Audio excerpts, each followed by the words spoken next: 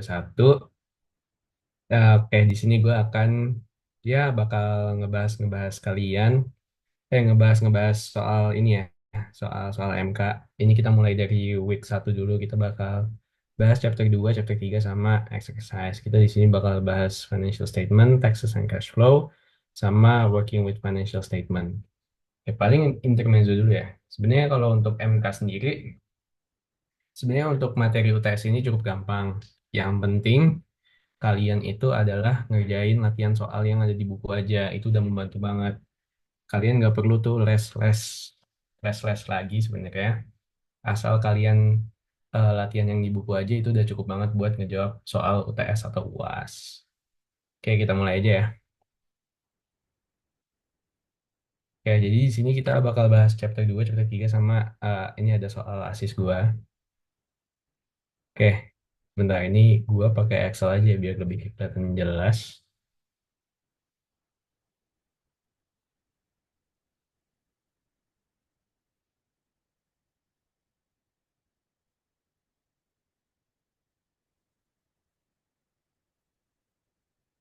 Oke, kelihatan ya. Jadi di sini dikasih tahu ya, di tahun 2021, pokoknya si Reigns Umbrella Corp ini punya salesnya bla bla bla bla bla bla bla given gitu kan. Jadi dikasih tahu sales, terus COGS, admin and selling expense, depreciation, interest expense, sama tax rate-nya berapa. Nah, pertanyaannya yang pertama adalah eh, net income-nya berapa sih? Terus kedua adalah operating cash flow, dan yang terakhir itu explain your results in parts A and B gitu. Oke, kalau di sini nyari income statement sebenarnya cukup gampang. Kalian juga udah pernah pelajarin ya di PA. Jadi intinya tuh untuk income statement adalah sales atau revenue dikurang sama cost-nya gitu. Nah, cost-nya apa aja itu mengikuti beberapa yang misalkan yang ada lah yang given gitu. Oke, kalau di sini cukup simpel ya. Jadi di sini itu ada sales, kita masukin salesnya berapa, terus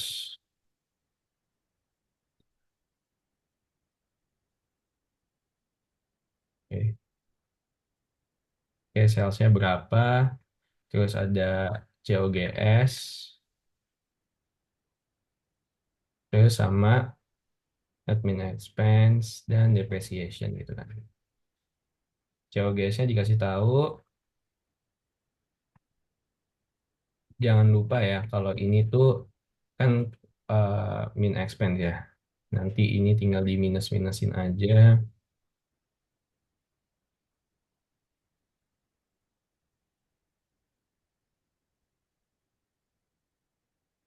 Nah, kalau udah itu ketemu namanya EBIT atau earning before interest and tax gitu. Nah, kalau udah ketemu EBIT nanti tinggal ditambahin aja semuanya.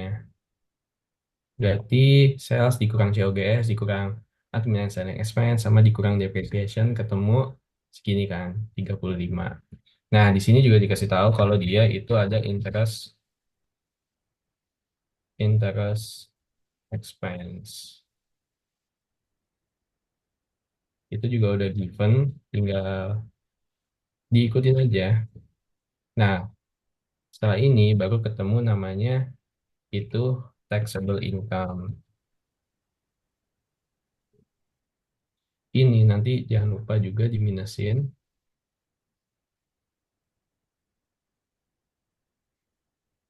tinggal ditambahin aja, ketemu minus kan. Nah, di sini tuh juga ada yang namanya taxes.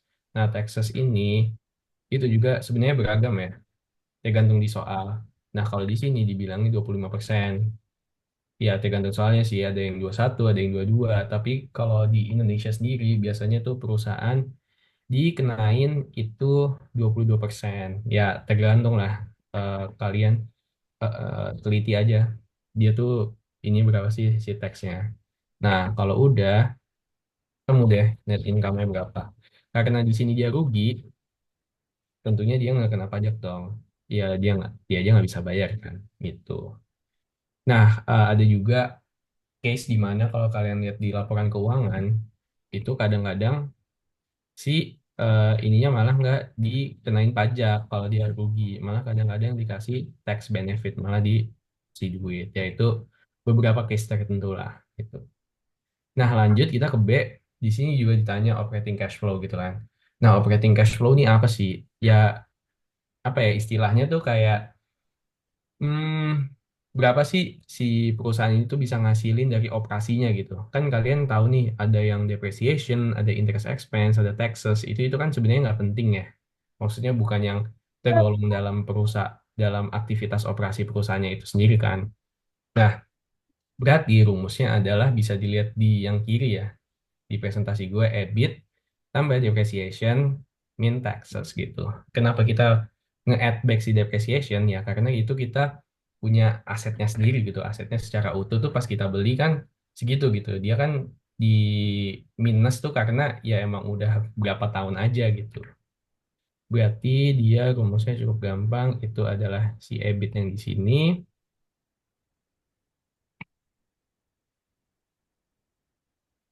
Si EBIT terus ditambah si depreciation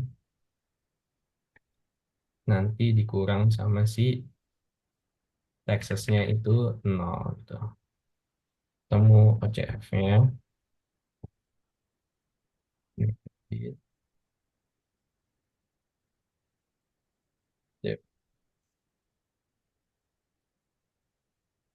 sama taxes.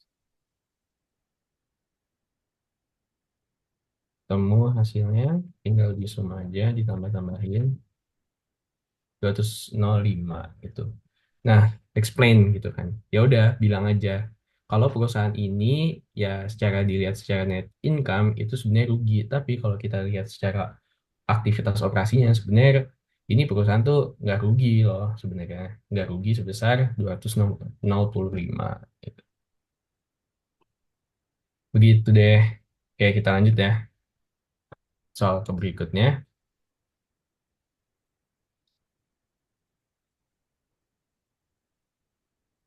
Oke, di sini tuh kalau di dalam ini ya, di dalam cash flow itu sebenarnya ada tiga. Ada cash flow to creditors, cash flow to asset, sama cash flow to stockholders. Ini selain cash flow yang di dalam financial statement ya. Sebenarnya bagian besar itu ada di tiga ini gitu. Nah, rumusnya, kita baca soalnya dulu ya. Dibilang kalau misalkan si Range Umbrella Corp tuh paid out 128.000 di dividen gitu kan. Dia bilang nih, possible nggak sih gitu. Jika net capital spendingnya dan net working capitalnya nol dan dia nggak issue stok baru gitu kan. Kita disuruh tanya nih, long term debt account-nya berapa sih gitu. Oke, di sini gampang ya. Jadi kalau untuk nyari net new long term debt itu kita harus tahu cash flow to creditors dulu nih, gitu kan. Nah, rumusnya apa sih sebenarnya? Ya sebenarnya ini sama aja kayak aset sama dengan liabilities plus equity ya. Di sini kita harus tahu dulu cash flow from aset sama cash flow to creditors-nya itu dulu. Sorry, ini salah. Ini harusnya stockholder, gitu kan. Ya udah, si cash flow from asetnya itu apa sih? Kita kan udah tahu ini ya. Kalau dia itu berasal dari OCF dikurang sama net capital spending-nya nol. Oh, sorry.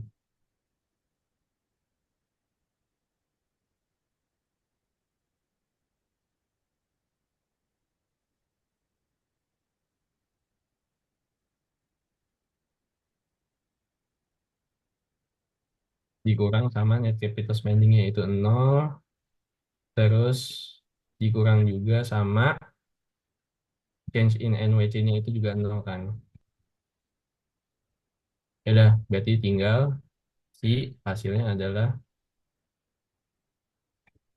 250 205.000 itu sendiri. Oke, udah ketemu cash flow from asetnya.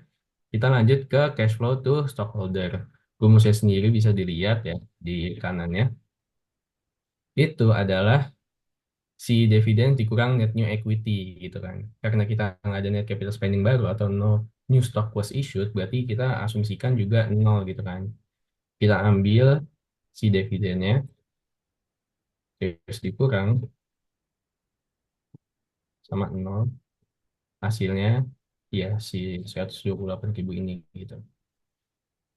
Berarti kan udah ketemu nih ya, si cash flow from asset sama cash flow to stockholders. Berarti kalau gini tuh udah gampang.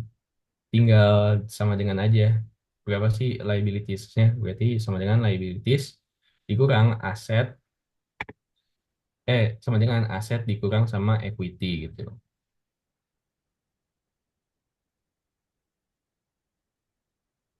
Berarti sama dengan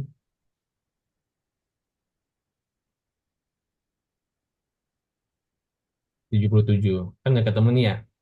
Nah, untuk mencari new long term debt yang baru, itu rumusnya adalah interest dikurang sama cash flow to stockholders.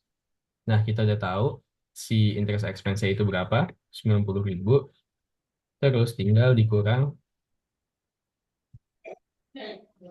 dikurang sama yang tadi. Ketemu hasilnya 13.000 gitu.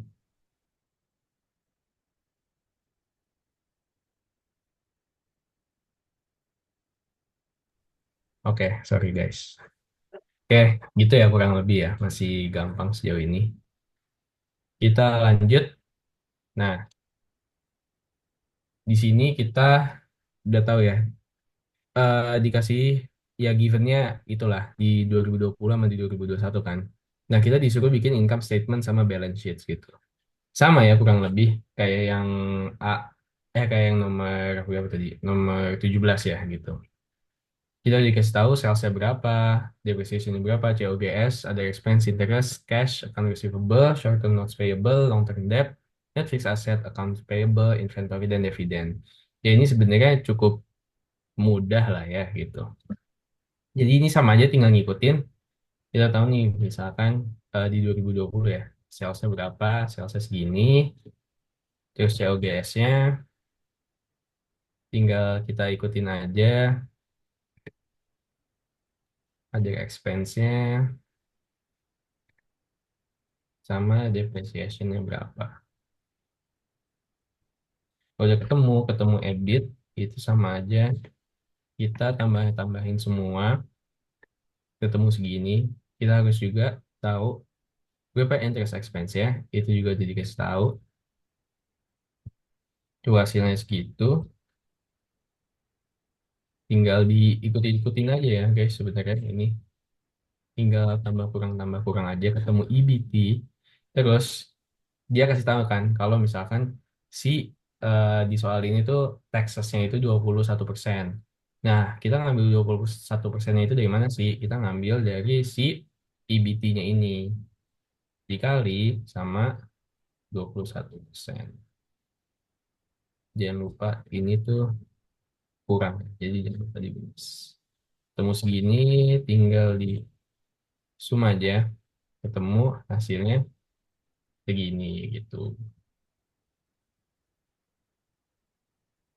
Oke, aman lah ya. Kita lanjut ya, bikin balance sheet.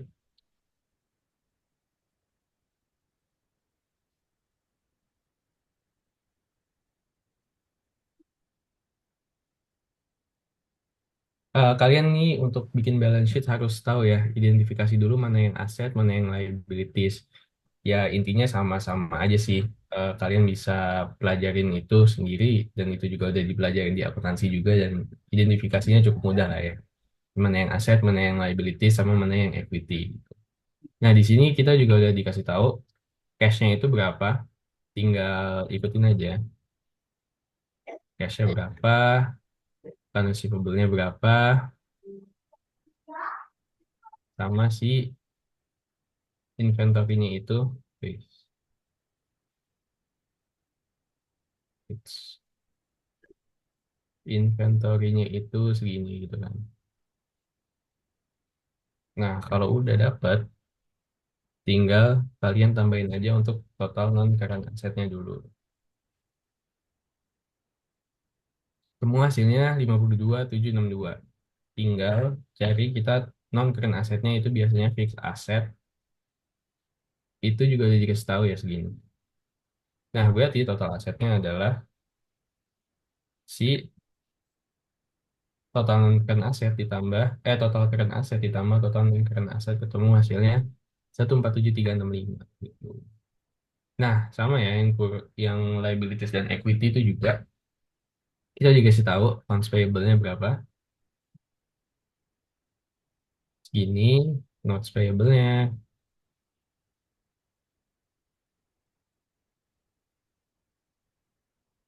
itu tinggal ditambah aja.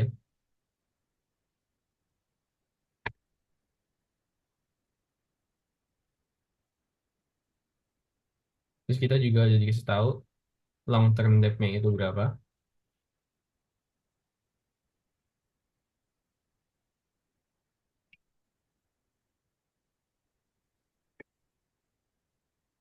Dan kita juga udah dikasih tahu sama owners equity-nya itu berapa.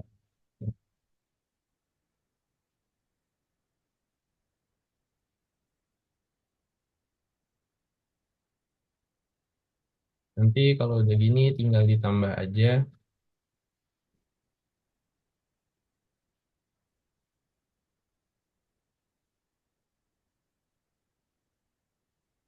Nah, ini intinya adalah kalau ini kan sama aja kayak aset plus liabilities. Aset sama dengan liabilities plus equity ya. Asal ini imbang kalian aman itu. Oke, kita lanjut yang tahun 2021-nya ya.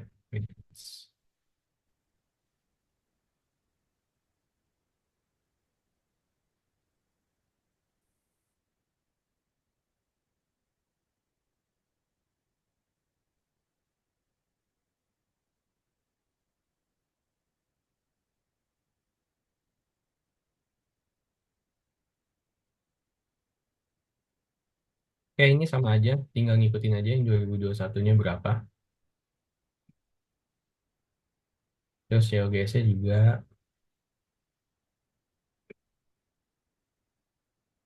ada expense-nya sama DP-nya.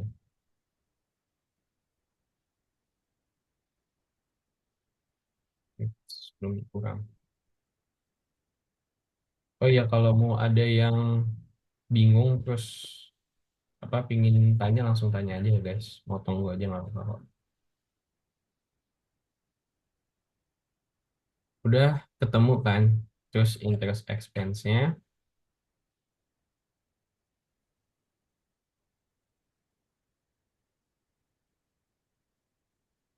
It's interest expense-nya udah di given juga. Ya tinggal masuk-masukin aja sih sebenarnya. Ketemu itu 6.883 gitu.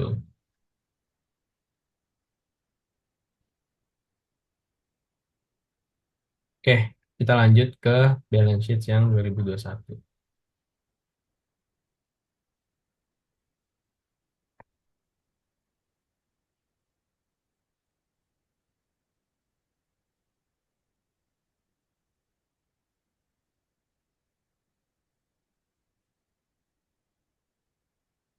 Oke, untuk cash-nya kita udah tahu berapa.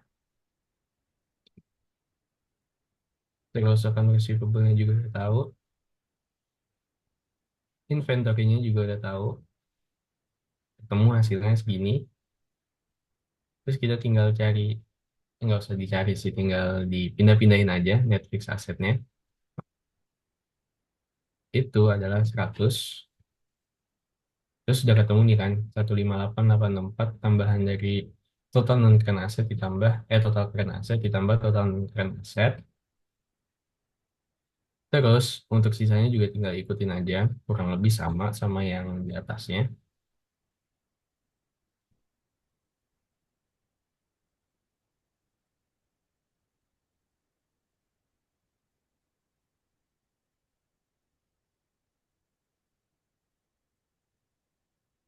Non-current sama equity. gitu. Kalau udah ketemu, ya aman lah. Kalian disuruh buat gini aja kok. Gitu.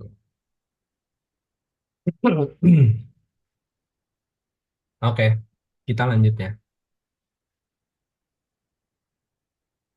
Nah, di sini, sebentar, gue stop share dulu.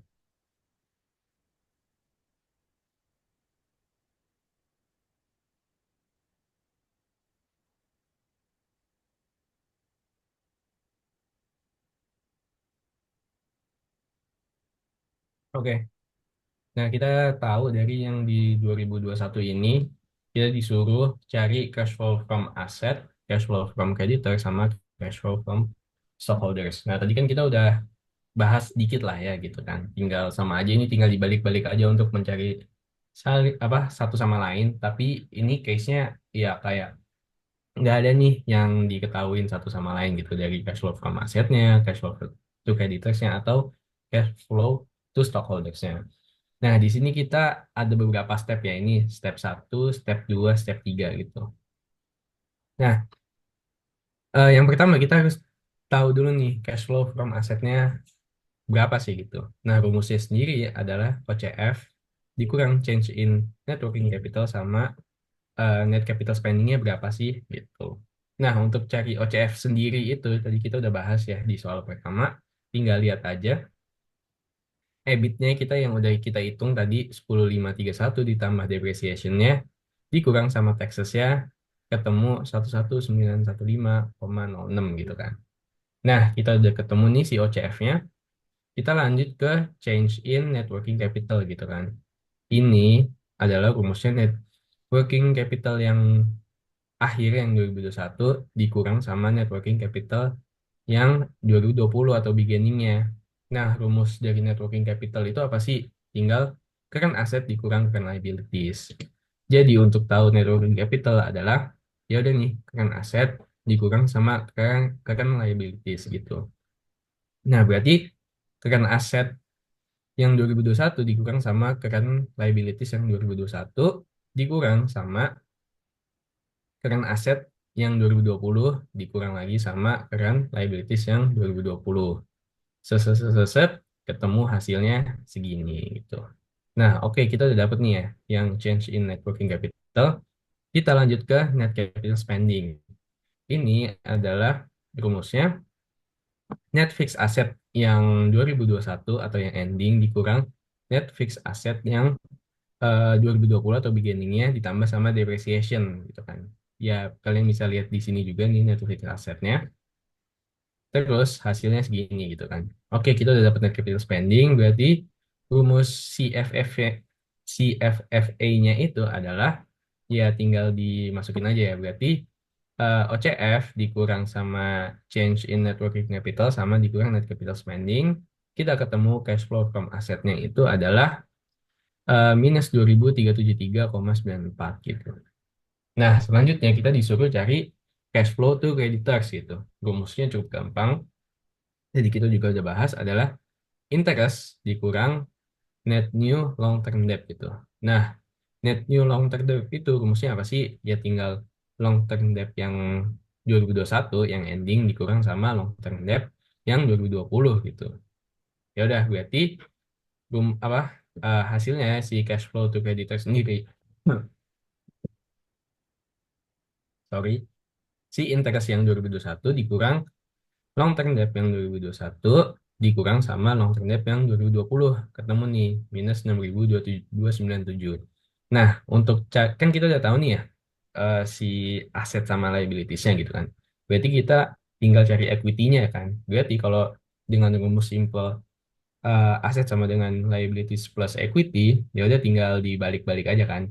Berarti kita untuk cari equity sama dengan aset dikurang si liabilities gitu kan. Nah, bisa langsung lihat di bawah ini. Berarti cash flow to stockholders-nya adalah yang cash flow from assets dikurang sama cash flow to creditors.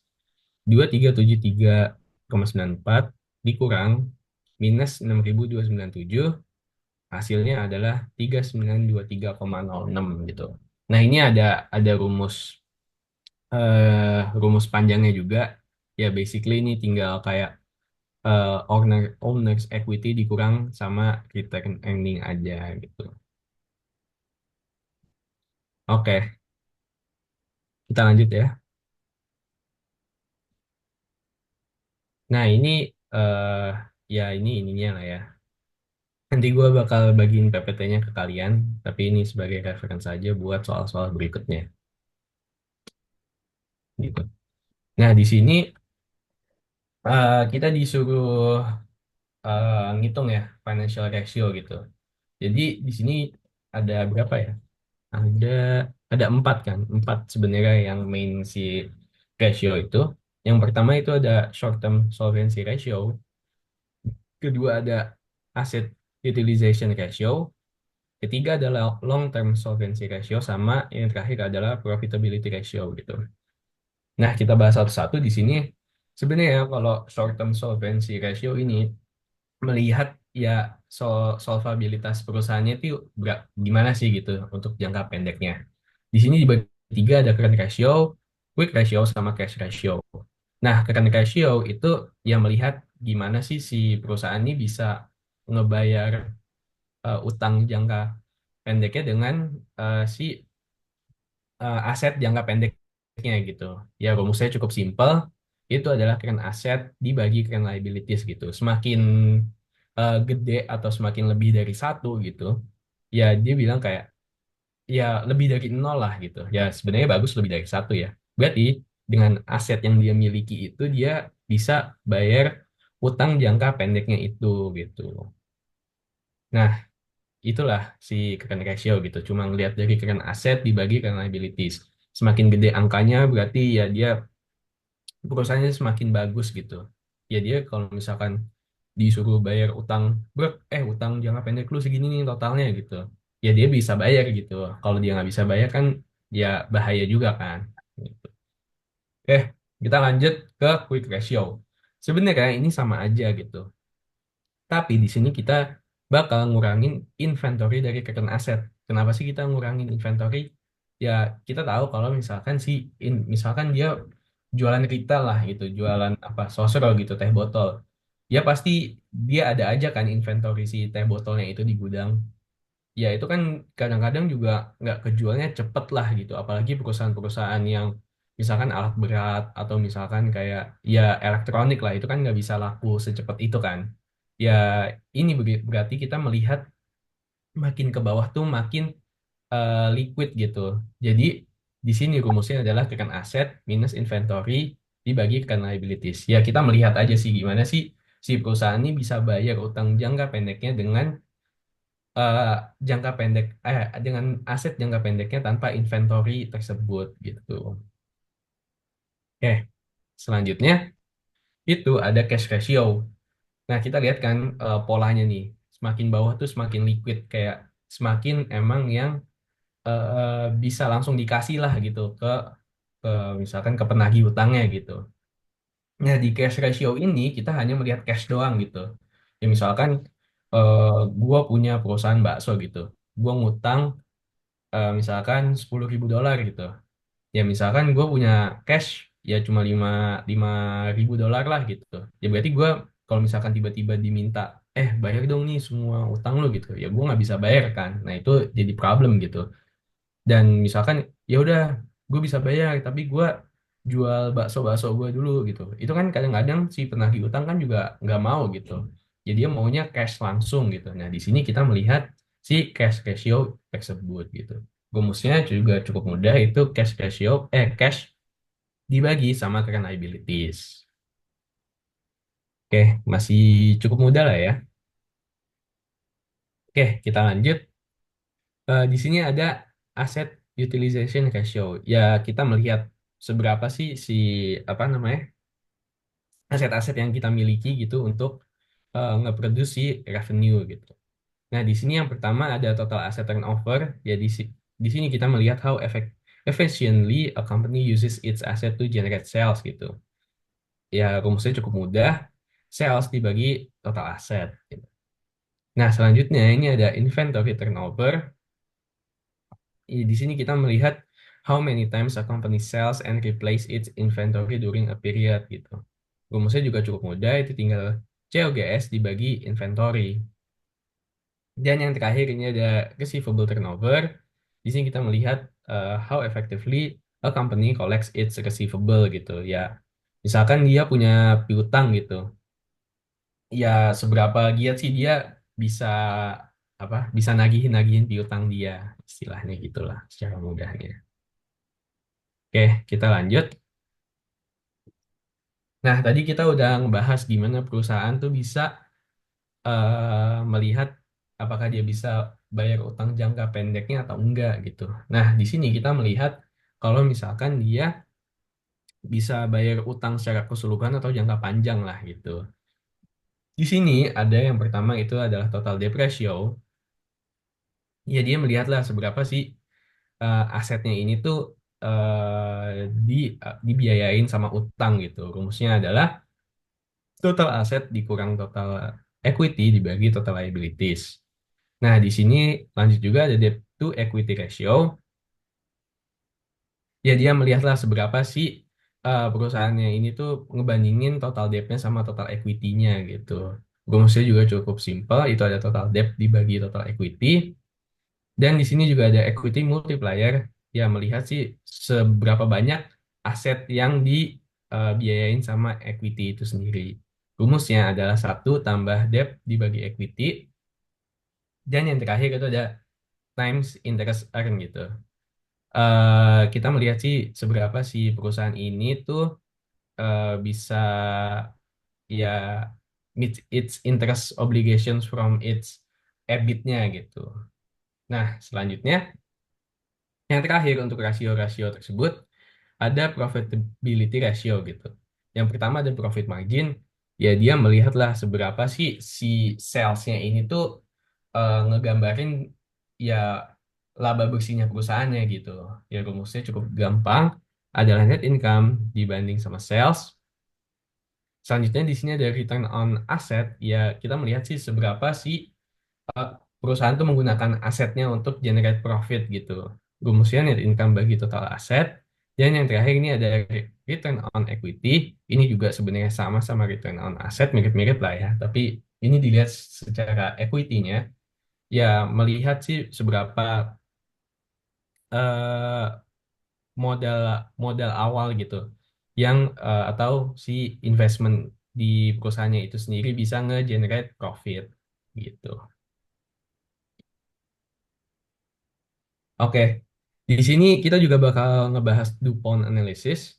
Ya, sebenarnya cukup mudah ya. Rumusnya itu adalah ROE. Kita juga udah bahas nih sebenarnya si ROE ini. Nah, tapi di sini kita melihat nih, eh di dalam ROE itu ada tiga komponen ya. Profit margin, total asset turnover, atau equity multiplier. Di sini kita bisa ngedetailin nih. Sebenarnya misalkan oh ROI-nya nih ternyata jelek. Kita bisa pakai rumus DuPont Identity ini atau DuPont Analysis. Ya kita bisa melihat nih, ya udah oke nih jelek, tapi di bagian mana nih sih yang jelek gitu. Nah di sini ada profit margin, total asset turnover, sama equity multiplier. Nah untuk profit margin sendiri itu udah dibahas dari tadi juga, net income dibagi sales, terus ada total asset turnover, revenue bagi total sales, dan equity multiplier itu adalah total aset dibagi total equity gitu. Nah, tinggal dibagi-bagi aja. Kalau udah ketemu, itu hasilnya dikali. Ketemu si ROE-nya segini gitu. Oke, kita lanjut ya. Nah, di sini kalian juga disuruh buat cash flow ya gitu. Nah, di tahun 2021 ya. Kalau di sini sebenarnya cash flow itu tuh dibagi tiga ya. Yang di financial statement itu ada operating, investing, sama financing. Nah, kalau operating itu ya dia yang apa ya? Yang berhubungan dengan aktivitas operasi perusahaannya itu sendiri gitu. Ya namanya juga operating ya. Nah, ada juga namanya investing gitu. Nah, investing itu bukan bukan investment ya, bukan si perusahaan ini melakukan investasi gitu.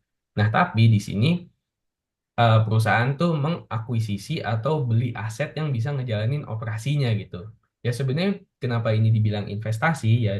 dia misalkan beli aset gitu. Ya ini investasi untuk perusahaan dia misalkan, ya udah dengan gue beli aset ini, gue bisa ngegenerate revenue 3 kali lipat gitu. Itu kan sama aja kayak istilahnya investing gitu. Tapi di sini ngelihat secara operasionalnya. Nah, kalau financing itu sebenarnya bisa ada dua, di mana di situ eh ya apa ya namanya kayak pembiayaan perusahaannya itu sendiri dari eksternal gitu. Nanti kita bakal bahas external financing gitu di next pertemuan. Nah, tapi basically di financing activities ini ya kita bisa ngedapat dana tuh dua gitu dari equity atau liabilities gitu. Contoh liabilities apa sih? Ya utang gitu. Dan kalau equity ya itu secara saham lah gitu, saham atau obligasi gitu. Ya contohnya kayak yang di sini itu adalah bayar dividen gitu. Oke, kita lanjut bahas ya. Jadi kita kan udah tahu nih ya cash beginning of the year berapa gitu. Kita ngeliat dari 2020 gitu. Dan kita juga udah tahu net income-nya melihat dari hitungan kita, melihat di sini gitu. Nah, di dalam operating itu kita kayak kebalikannya lah ya, yang ada di liabilities itu yang ada di liabilities itu ditambahin, dan yang ada di aset itu kita minusin. Jadi 65.000 ini tinggal ditambah sama depreciation, tambah increase in accounts payable, sama increase in other current liabilities gitu kan. Nah, tinggal dikurang sama si increase in account receivable sama increase in inventory gitu. Kita tambahin aja semuanya, ketemu hasilnya 106.366 gitu kan. Nah, kita juga lihat nih dari investing activitiesnya gitu kan. Ya karena yang tadi gue bilang biasanya tuh kalau kita melihat investment activities tuh ya dia beli aset gitu yang bisa ngejalanin operasinya untuk berkelanjutan. Di mana itu adalah fixed asset kan. Ya kita lihat aja nih perbandingannya berapa sih di 2021 sama 2020. Oh, perbandingannya segini nih. Ya udah, berarti tinggal dikurang aja.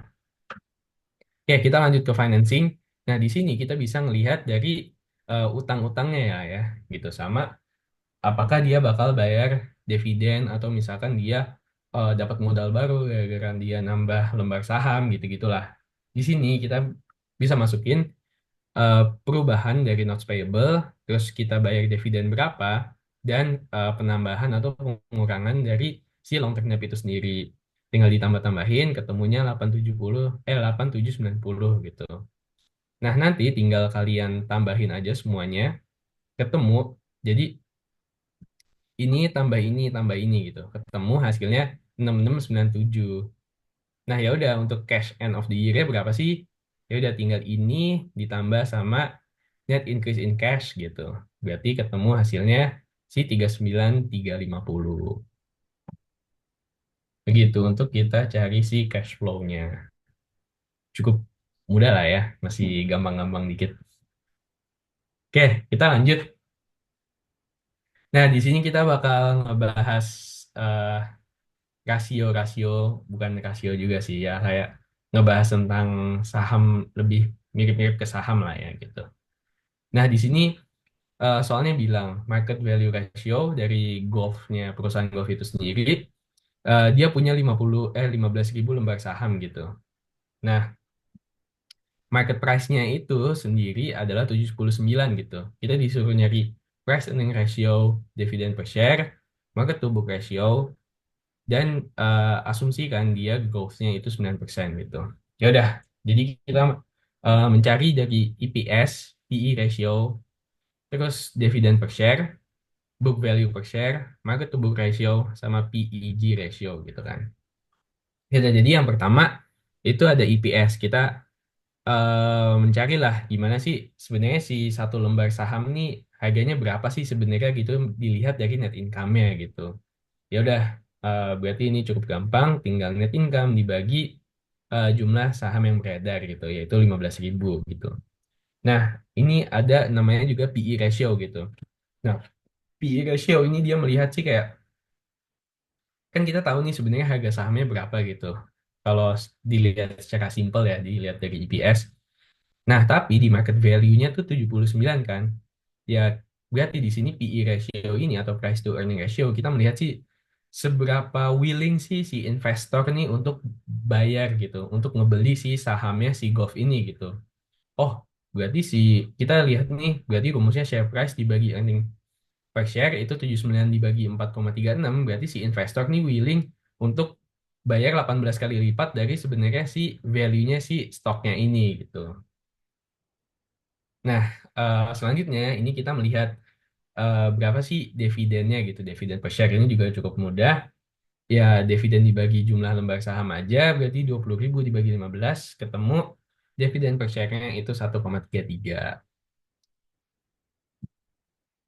Nah, di sini ada namanya book value per share. Di sini kita melihat sih beberapa dari total equity yang di perusahaannya itu punya dengan jumlah lembar saham yang beredar. Di sini ya kita bisa melihatlah value perusahaannya secara secara utuh gitu tanpa utang. Jadi berapa sih sebenarnya gitu. Jadi ini cukup mudah juga total equity dibagi sama eh, jumlah saham beredar. Jadi sebenarnya perusahaan ini tuh adalah eh value-nya tuh 25,91 gitu.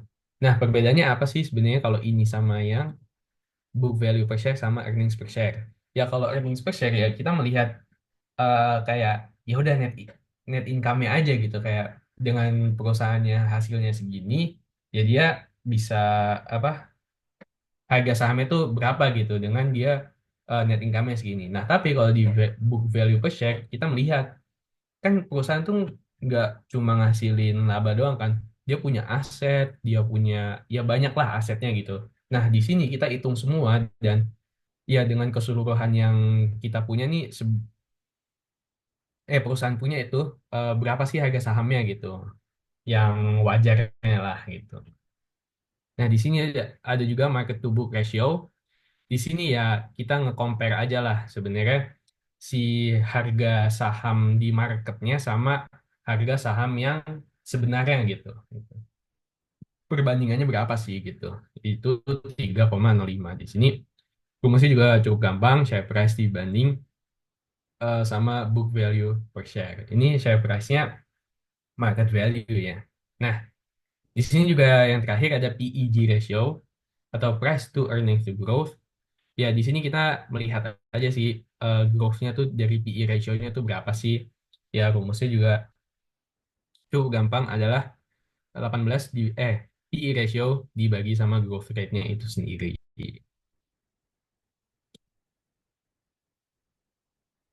Oke, eh, kita lanjut ya ke soal latihan terakhir. Di sini kita suruh cari tahu nih Tobin skew dari small lira golfnya ini berapa sih? Nah, Tobin skew itu apa? Ya, dia itu merupakan rasio yang mengakses apakah si company ini tuh harga market value-nya tuh align sama dari replacement cost dari keseluruhan asetnya gitu. Ya, sebenarnya mirip-mirip ya sama yang perbandingan antara PEG ratio ini. Jadi ya kita melihat sih seberapa sih perbandingannya antara value market value-nya sama book value-nya gitu. Nah, di sini rumusnya market value of equity ditambah book value of debt dibagi sama book value of assets gitu.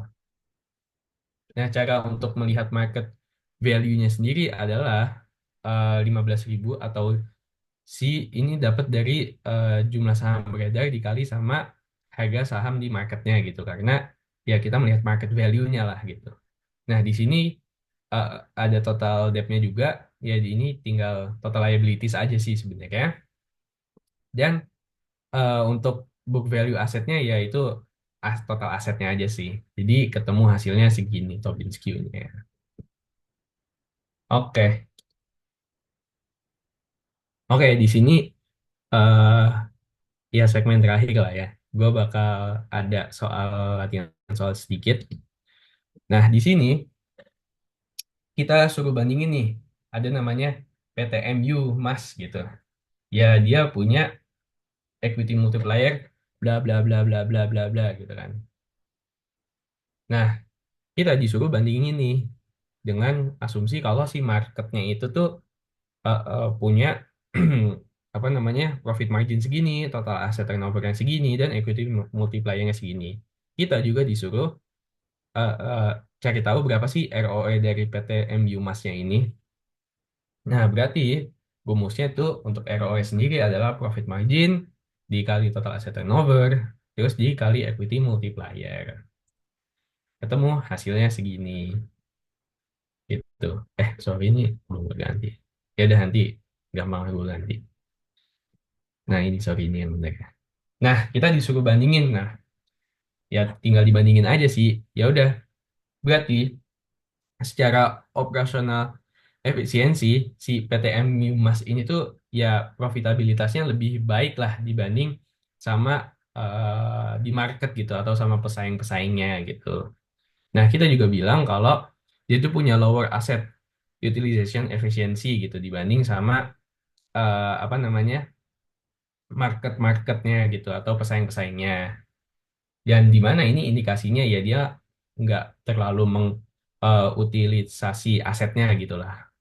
Nah, terakhir ya si perusahaan ini punya lower financial leverage dan the market performance gitu. Ya di sini itu bisa kalau untuk equity multiplier sendiri atau financial leverage itu nggak bisa ya dibilang jelek atau enggak. Ya balik lagi sebenarnya tergantung kondisi perusahaannya gitu. Oke, mungkin itu aja dari gua guys. Kalau misalkan mau ada yang bertanya boleh banget. Sekian terima kasih.